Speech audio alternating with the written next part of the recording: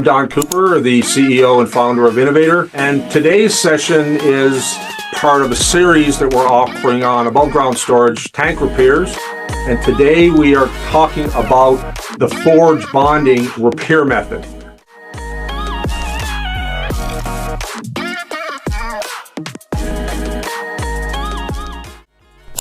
So problem with traditional repair methods is downtime. To take a tank out of service, degas it, and weld on it can be months, if not longer than a year.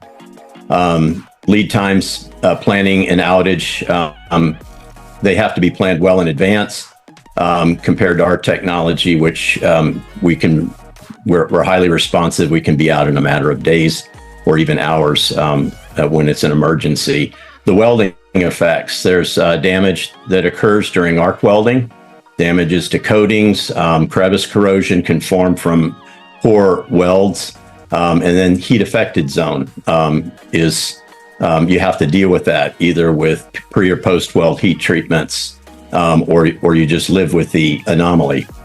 Hot work permits are required, of course, at least if there is, which may be prohibitive if there are other processes near the tank that's being repaired.